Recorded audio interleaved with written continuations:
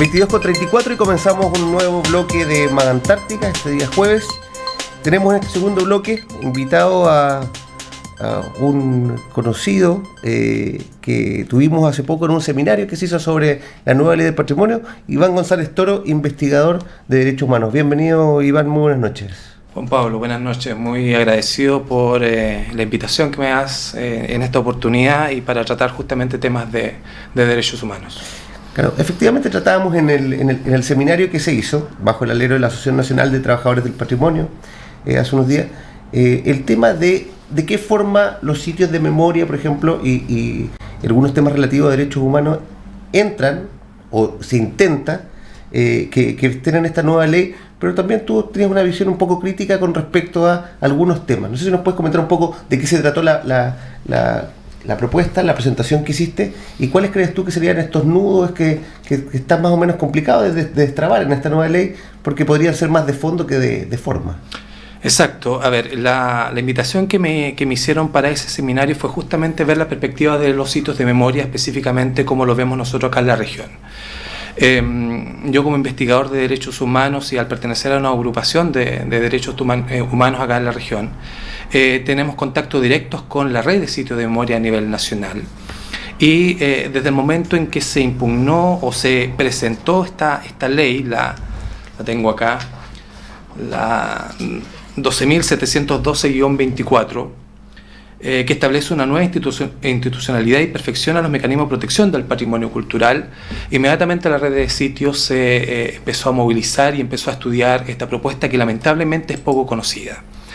Desde esa perspectiva hemos nosotros analizado lo que pretende esta ley con respecto a los sitios de memoria y nos hemos dado cuenta que hace obviamente desaparecer una figura que por todos es muy conocida, que es el Consejo de Monumentos Nacionales. Y ahí establece una nueva institucionalidad, ¿cierto?, que de la forma que establece este nuevo ordenamiento regula, ¿cierto?, cualquier declaratoria de un sitio que tenga algún ribete cercano a lo que son las violaciones a los derechos humanos, que específicamente serían los sitios de memoria. En Chile no existe una legislación, una definición propiamente tal de lo que son los sitios de memoria. Por tanto, esta definición que establece esta ley a nosotros no nos parece, porque no ha sido consensuada, no ha sido consultada. No sabemos quiénes fueron los que idearon este concepto de este nuevo sitio, como lo establece esta ley. Lo que sí nosotros tenemos es una definición de sitio de memoria que lo establece el Instituto de Políticas Públicas de Derechos Humanos del Mercosur. Y ahí establece ciertas pautas y establece directrices de qué son los sitios de memoria y para qué sirven los sitios de memoria y cuál es la función que cumplen. Además, cuál es el rol del Estado con respecto a estos lugares. Bueno, eso es prácticamente en global lo que yo presenté ese día en este seminario desde la perspectiva de los sitios. Hice una definición, ¿cierto? Esta definición de este instituto. Algunos avances que han habido dentro del Estado con respecto a estos lugares, cómo se han organizado, ¿cierto?, la sociedad civil, y los peligros que nosotros vemos que si esta ley tal como está apareciese aprobada. Lo que nosotros sabemos en este momento es que la Comisión de Derechos Humanos de la Cámara de Diputados ha recibido muchas solicitudes justamente por este tema, y la urgencia que tenía esta ley fue revocada. Por tanto, ahora el Ejecutivo tiene que esperar a que este nuevo ordenamiento sea consensuado, sea discutido, sea analizado, y que esta ley nos represente de la mejor manera a los sitios de memoria y para quienes trabajamos con los sitios de memoria. Entonces, desde esa perspectiva, nosotros vemos cuáles son las críticas puntuales a este ordenamiento.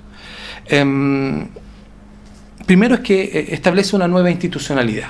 Habla de un Consejo Nacional de Patrimonio y que solamente esta entidad hace un reconocimiento y sugiere una protección a los sitios de memoria. Pero tiene características de mucha generalidad, no hay nada específico. Hay tres aspectos que a nosotros nos parece bien interesantes y que hay que analizar. Los sitios de memoria hay algunos que tienen carácter de privados y hay otros que son de carácter público. Y especialmente los que tienen carácter de privados, la gran mayoría está en manos de las Fuerzas Armadas. Esta ley no contempla ningún tipo de directriz o camino a seguir respecto a esta situación en específico. O sea, no aclara en ningún aspecto qué hacer con estos sitios de memoria en los cuales tienen injerencia y tienen pertenencia las Fuerzas Armadas. En Magallanes esa es la gran mayoría.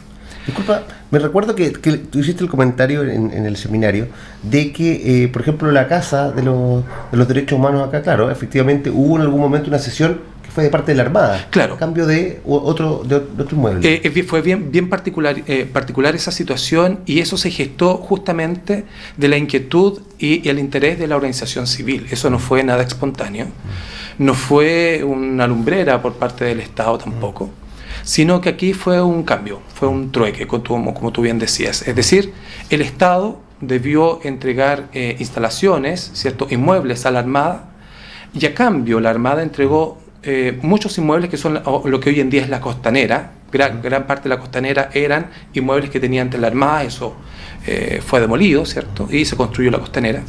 Pero hay dos inmuebles que regresó la Armada, específicamente una hacia el Partido Comunista, que era la sede del Partido Comunista en su momento, en el año 73, y lo que era el antiguo hospital naval, la que está ahí en Colón, ¿cierto?, Colón 636. Pero eso fue a cambio de inmueble por inmueble. Y de esa forma, gracias al hostigamiento, gracias a la tosudez de las organizaciones en que ese lugar tenía que pertenecer a las organizaciones de derechos humanos, que la Armada aceptó. Y efectivamente esa fue la condición de la Armada, que ese lugar fuese y estuviese a manos y bajo la administración de las organizaciones de derechos humanos. Hoy tenemos una realidad bastante complicada con respecto a esa situación, pero ese es el origen, eso es el porqué, cómo se obtiene ese lugar y pasa a manos de bienes nacionales como un bien público, un bien fiscal. ¿Y ese precedente ha sucedido en otros lados o es un hecho más bien coyuntural en ese momento que se pudo hacer este trueque? Déjame pensar, tú hablas a nivel nacional. ¿Sí? O sea, si es un tema habitual de que se esté dando este tema de los trueques. No. Digámoslo que hoy los sitios de memoria, la gran mayoría de los sitios de memoria a nivel nacional, están en manos de organismos asociados, corporaciones, fundaciones, en las cuales tienen esta legalidad jurídica y que están administrando estos sitios de memoria. Hoy día, lamentablemente, la Casa de Derechos Humanos no está bajo esta figura, no hay un organismo establecido que la esté administrando. Esto es un bien fiscal, es un bien público que pertenece a bienes nacionales y que en su momento se le trató de conceder cierto que estuviese bajo la tutela de la municipalidad, bajo un proyecto, pero eso fracasó, ya que la municipalidad, esta nueva administración, se desligó de esa responsabilidad y solamente ahí se realizó un tipo de proyecto, pero algunas agrupaciones con este proyecto definitivo que fue adjudicado, hay algunas observaciones que hacer al respecto, ya que se pretende parte del inmueble destruir incluso, y nosotros no estamos dispuestos a destruir el patrimonio que tenemos. Pero eso es otro tema. El tema aquí es cómo de esta nueva legislación que se pretende establecer no hay participación o injerencia directa de las agrupaciones de derechos humanos o de las instituciones que están administrando los sitios de memoria. Ahora, disculpe, Juan, solamente un tema, porque tú comentas que no hay participación de las agrupaciones o las instituciones que tienen que ver con el tema de derechos humanos. Pero en el mismo seminario vimos también que los pueblos originarios hacían la misma crítica. Decían, acá se trata de legislar sobre una serie de temas de patrimonio material, inmaterial, pero nadie nos ha consultado a nosotros. Estaban las asociaciones de trabajadores que también decían, a nosotros tampoco nos han consultado.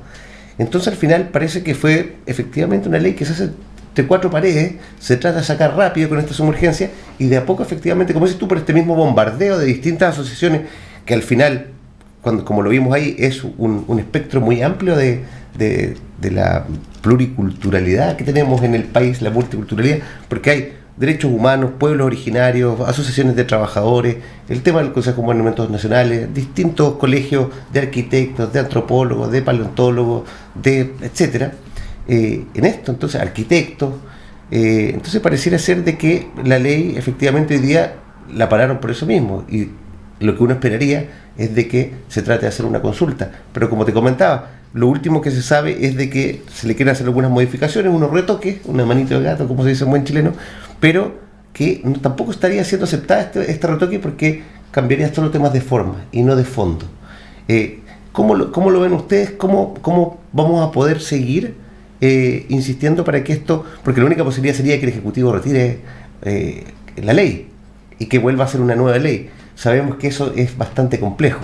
¿Cómo ves tú el panorama hoy día, especialmente desde el punto de vista de los sitios de memoria, que al parecer, y lo que todos concordamos, los que estuvimos también en ese seminario, era el tema que estaba como más ambiguo dentro de... Sí, como tú bien señalas, es bien transversal la opinión y la oposición que hay con respecto a esta ley.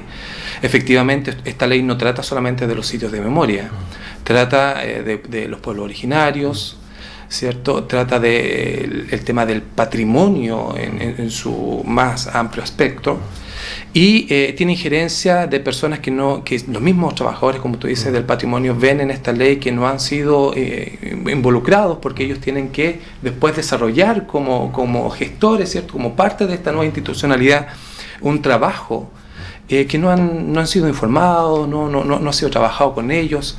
Entonces es muy integral esta negativa con respecto a la ley. Ahora, ¿qué es lo que hay que hacer? Es obviamente trabajar con aquellos que emanan las leyes, que son nuestros parlamentarios. Yo no he escuchado hasta el momento ninguna voz, ya sea de diputados, de senadores, que tenga una opinión con respecto a esta ley. Me refiero netamente a los parlamentarios regionales. Por lo menos no he escuchado un planteamiento, ya sea positivo o negativo, de este nuevo ordenamiento. Por tanto, yo creo que no es solamente que el Ejecutivo quite esta ley, sino que también tenemos que escuchar la opinión de los parlamentarios que en definitiva aprueban este tipo de proyectos, y trabajar en conjunto.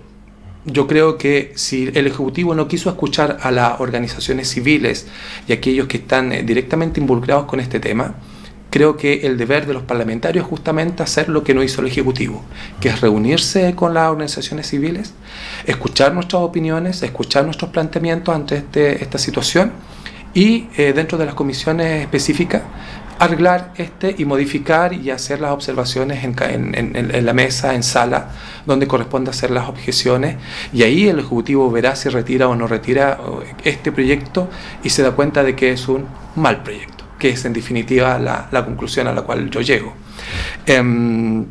Porque no hay ningún tipo de representatividad por parte de la organización civil. Nosotros lo que vemos en este proyecto es que simplemente los intervinientes son gente perteneciente al gobierno, sea quien sea el gobierno de turno, ¿ya?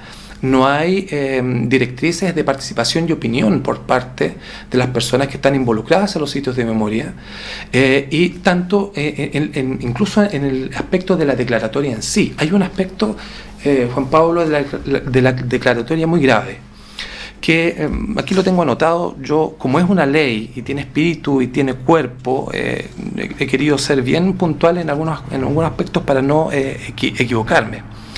En el proceso de la declaratoria, prácticamente los gestores están en el aspecto público. Para ser declarados monumentos históricos deben venir con un plan de gestión previa. Y este plan de gestión, la que tiene mayor injerencia y participación son los mismos intervinientes que es el Estado.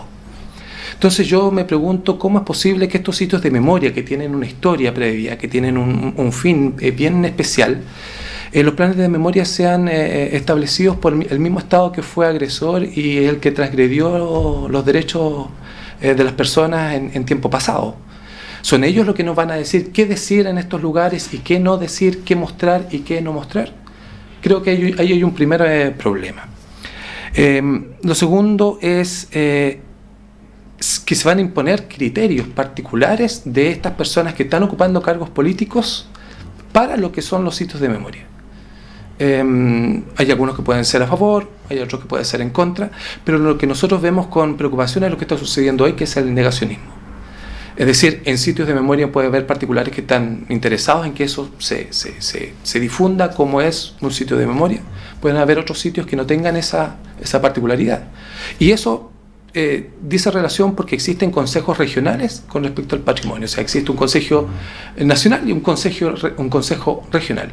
No sabemos si las pautas y las directrices van a ser transversales también, si los criterios van a ser los mismos. Entonces, particularmente preocupante esa situación. Disculpe, y con respecto a esa otra crítica que salió también, era esta nueva figura del gobernador regional también. Porque con estos consejos que hay nacionales, que hay regionales, que también hay seremías, pero también están las direcciones regionales de los Servicios Nacionales del Patrimonio. ¿Cómo se va a trabajar esto con esta nueva figura? Tampoco están las atribuciones en la ley, al parecer, de cómo se va a ver esto. Y un punto que ojalá lo puedas tocar, pero me recuerdo de tu presentación, que me pareció, por decirlo menos, trágico o complejo de entender, era que tú decías de que estaba la posibilidad también de que se declararan sitios, pero se les quitara la declaratoria, o que también hubiera que presentar poco menos que antecedentes y testigos de que efectivamente ahí sucedió lo que se dice que sucedió. Así es. Y eso pareciera que va en contra de todo tipo de derecho humano. Sí, es preocupante y, por no decirlo, muy grave. Tú lo acabas de explicar muy bien, que la ley establece y permite que las declaratorias de derechos humanos puedan ser revocados. Justamente es preocupante por el tema del negacionismo. Es decir, hoy en día hay monumentos históricos declarados, hay lugares establecidos por informes de verdad, de reparación que estableció los gobiernos de turno. Recordemos los informes Rettig, el informe Wallich, especialmente el informe Wallich, que da un listado bien interesante, no completo, de los sitios de memoria. Ahí establecen Magallanes por lo menos 26. Nosotros tenemos como registro más de 40. Y quizás hace cada vez más difícil que estos recintos que no fueron declarados o que no fueron nombrados en estos informes puedan tener esa categoría. Pero lo preocupante es lo que tú dices, que puedan ser revocados las declaratorias. Y no sabemos tampoco bajo qué criterios. O sea, los sitios de memoria, las declaraciones de los sitios de memoria, creemos que no debiera tener esa particularidad y debieran ser prácticamente establecidos en una ley aparte. Los sitios de memoria deberían tener una ley particular, no integrada a esta ley de patrimonio que es muy, muy, muy transversal. Y lo que tú mencionas también, que es sumamente grave, que para poder ser declarados monumentos históricos con esta particularidad que es de sitios de memoria, se necesita presentar testigos, presentar documentación, prácticamente probar que en el lugar ocurrieron estos sucesos. Creo que la historia es más que conocida a nivel regional y mucho más a nivel nacional, que hay lugares que hablan por sí solos. Y creo yo que uno de los elementos que hoy día tenemos para que este tipo de legislación, que para nosotros es absurda, tiene la categoría de la importancia de estos lugares, son los procesos judiciales que se están llevando a cabo en los tribunales, que están apareciendo los mismos perpetradores confesando no solamente los hechos puntuales, sino que la orgánica completa de cómo operó la represión acá en Magallanes. Y creo que eso son pruebas suficientes. No necesitamos tener a las mismas víctimas retraumatizándose nuevamente, entregando testimonio para probar cosas que ya están probadas por otros mecanismos. Esta ley prácticamente perpetúa, ¿cierto?, el trauma de las víctimas, pero protege el silencio de los perpetradores, en este caso de aquellas personas que actuaron en estos lugares y actuaron en estos hechos tan deleznables en este periodo que fue la dictadura cívico-militar. Entonces vemos una ley que no está elaborada pensando desde la perspectiva de los derechos humanos, ni tiene mucho de perspectiva de la cultura de los derechos humanos, que de un tiempo a cierta parte ya tiene un peso constituido. Si pensamos cómo era el hablar en tema de derechos humanos hace 10 años, no, obviamente hoy día no es el mismo lenguaje. Y las agrupaciones de derechos humanos hemos aprendido a utilizar ese lenguaje y hemos aprendido la perspectiva de esta cultura de derechos humanos. No estamos dispuestos a simplemente se nos imponga una ley, queremos ser escuchados y mucho más. Nosotros nos estamos capacitando y estamos aprendiendo de cómo estos lugares deben ser tratados. Es lo que yo te explicaba de Colón 636, Tenemos otro sitio de memoria emblemático que es Isla Dawson, que es totalmente invisible, donde hay 2 campos de concentración en ese lugar. Hay toda una voz oficial que dice que hubo solamente uno en Isla Dawson, hubo 2, Compinjim y Río Chico. Compinjim ha sido totalmente invisibilizado también, no entiendo por qué. Pero justamente esta ley lo que permite es eso, invisibilizar. Y estamos nosotros que estamos interesados en que esto no ocurra, y aún más, que sea masivo y sea conocido por todos. Iván, hubo una discusión también que se dio ahora pasando al tema de Isla Dawson, que me pareció interesante. Cuando se habló de Dawson, efectivamente estaba el tema de los derechos humanos, como dices tú, como campo de concentración, pero también saltaron los pueblos originarios con respecto a que es un cementerio también, y empezaron ahí con un par de dimes y diretes, y finalmente tú hiciste un comentario que me pareció bastante acertado, de que el tema de los derechos humanos, si bien es un global, es un tema que debe trabajarse por cada una de las líneas por separado, y como diríamos en buen chileno, no mezclar peras con manzanas acá. Y si bien todas las intenciones son válidas, que es bueno mejor trabajar mancomunados, pero cada uno por su carril. No sé, no me recuerdo bien, algo así fue por el tema de la violación a los derechos humanos, que bueno, con los pueblos originarios también fue violación a los derechos humanos mucho antes. Así es. Pero por este tema del cementerio y lo otro. No sé si sí, lo que ahí yo entendí de lo que ahí se discutía, obviamente que había muchos representantes de los pueblos originarios, porque justamente en el seminario se iba a tratar ese tema. Yo hablo de Isla Dawson no en su global. Yo hablo de Isla Dawson con respecto a 2 campos de concentración que hubo. Y ese es el tema que a mí me compete como sitios de memoria. Hay otro sitio de memoria, que es el cementerio de los pueblos originarios, que son de aquellos que llegaron a ese lugar, que fueron llevados a ese lugar y que murieron producto de la contaminación por las ropas que les entregaron, ¿cierto? Y por tanto esa historia debe ser contada por los pueblos originarios y debe ser respetada esa perspectiva. Yo puedo solidarizar con los pueblos originarios con ese propósito, pero no puedo yo involucrar lo sucedido en periodo 73-90 con lo que sucedió mucho antes con los pueblos originarios, sino que al contrario, hay que fortalecernos como violaciones a los derechos humanos, como un tema transversal. Lo que le sucedió a ellos en Isla Dawson como genocidio es lo mismo que sucedió tiempo después, pero bajo otra perspectiva. Y desde esa mirada hay que trabajar mancomunados, pero respetándonos cada uno desde la perspectiva y opinión de cómo llevar a cabo y cómo visibilizar este tema. Lo que hay que hacer en ese respecto justamente con esta ley es diferenciar ese tipo de situaciones. La situación de Compinjim, invisible total, y la situación de Río Chico, que está siendo destruido a mansalva sin que nadie se esté dando cuenta, más lo que es un lugar tan sagrado como el cementerio en Isla Dawson, debe ser tratado desde esa perspectiva por aquellas personas que tienen un interés y que están trabajando atrás con respecto a estos sitios. Formalizar ante el Congreso o los parlamentarios cómo cada tema, cada lugar debe ser mirado. O sea, si vamos a definir sitios de memoria, tenemos que hacer justamente ese ejercicio, en donde los pueblos originarios se sientan representados y las agrupaciones de derechos humanos que tienen un interés con los campos de concentración en Isla Dawson o los lugares en Punta Arenas o en Porvenir o en Cerro Sombreros sean tratados de la misma manera.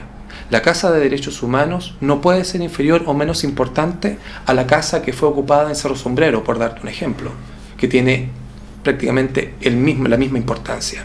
Deben ser tratados y deben tener la protección, el financiamiento del mismo modo. O sea, tienen que ser tratados en la ley en igualdad de condiciones. Por tanto, lo que tú mencionas con los pueblos originarios es una deuda mucho más pendiente, mucho más atrasada en lo que a situaciones como sitios de memoria producidos en dictadura se refiere. Los pueblos originarios tienen una lucha que prácticamente no sabemos cuándo va a terminar. Y no solamente los pueblos originarios de la región, sino que vemos la situación que se produce en la Araucanía, en donde este eslogan del nunca más pareciera una falacia. Estamos viviendo las violaciones de derechos humanos hoy día y es muy poco lo que se ve al respecto. se quiere prácticamente convertir en un campo de guerra. La Araucanía se convirtió en un campo de guerra y ahí está silenciado el Estado, ahí está silenciado los medios de comunicación, y lo que queremos hacer nosotros es trabajar en mancomunado, trabajar en conjunto. Iván González Toro, investigador de Derechos Humanos, muchas gracias por venir. Se está acabando ya este segundo bloque. Gracias, Iván. Los vamos a dejar invitados para el próximo seminario. Estamos buscando fecha. La idea también es de que Iván participe con este tema en particular, con el tema de Dawson, que parece que puede ser un tema interesante porque Perfecto. toca bastante arista. Así que buenas noches, Iván. Buenas noches a los televidentes. Gracias. El próximo jueves, misma hora, mismo canal. Nos vemos.